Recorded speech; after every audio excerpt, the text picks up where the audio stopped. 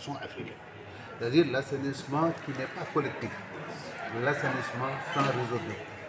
Alors, c'est une chaîne de valeur où il y a d'abord les toilettes, après les fosses, après les camions, c'est-à-dire la collecte et le transport, et après ça, il y a le traitement, et après ça, il y a la valorisation. C'est ça la chaîne de valeur. Bien sûr, il y a d'autres maillons de la chaîne qui ne sont pas énumérés ici, à savoir les centres d'appel qui sont très importants. Il y a aussi comment on les appelle, les applications via le net, comme MyVidange et autres. Donc, c'est des choses qu'on est en train de développer et qui commence à prendre l'ampleur dans certaines villes africaines et qui marche, qui fonctionne très bien. Donc, c'est dans ça qu'on voit est-ce que nous sommes satisfaits du déroulement des événements ici, ou bien est-ce que nous ne sommes pas satisfaits. Je dirais mi-fic, mi-raisin, parce qu'il y a des maires qui ne connaissent pas exactement ce que c'est que l'assainissement. Et ça, c'est exactement très grave. Quand on parle, n'est-ce pas, de stations de traitement de boue de vidange, il y a des maires qui demandent ce que c'est. Ça veut dire que ça n'existe pas dans le pays. En premier lieu, il y a l'ignorance. Les gens ne connaissent pas l'existence de ces stations de traitement de boue de vidange. Il y a aussi le non-benchmarking. En somme, il y a ce qu'on appelle l'apprentissage des pairs.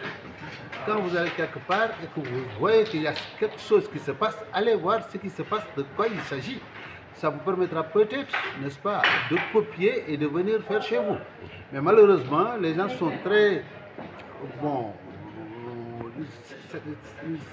très sédentaires, c'est-à-dire ils ne bougent pas.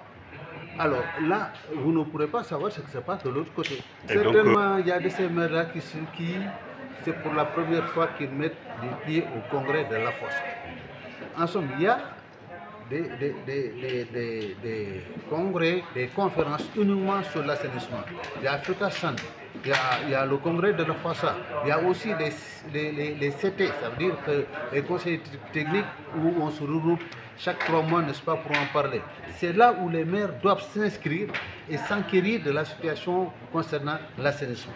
Et dès qu'ils savent exactement ce que c'est, non seulement les gens vont les aiguillonner pour leur montrer comment faire pour avoir les financements pour mettre en place ces stations-là, mais aussi la maintenance et l'entretien de ces stations-là, comment est-ce qu'il faut procéder pour ne pas les détériorer le plus rapidement possible. Alors, vous parlez tantôt de grands projets africains, donc qui s'intitule Une ville, une station. Comment ça va se faire et comment vous comptez réaliser ce grand projet? Actuellement, c'est un projet, une ville, une station, qui sous-entend même un département, une station, parce qu'il y a des pays comme le Sénégal qui ont dépassé maintenant une ville, une station.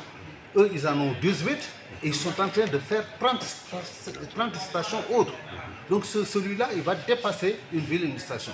Mais il y en a, comme je l'ai dit tantôt, des pays où il n'existe pas de station de traitement de boue de vidange. Maintenant, l'information d'abord, pour imprégner les politiques à prendre des décisions concernant la mise en place de ces stations-là, mais aussi ne pas laisser cette tâche avec la municipalité qui n'est pas assez puissante pour pouvoir réaliser ces travaux.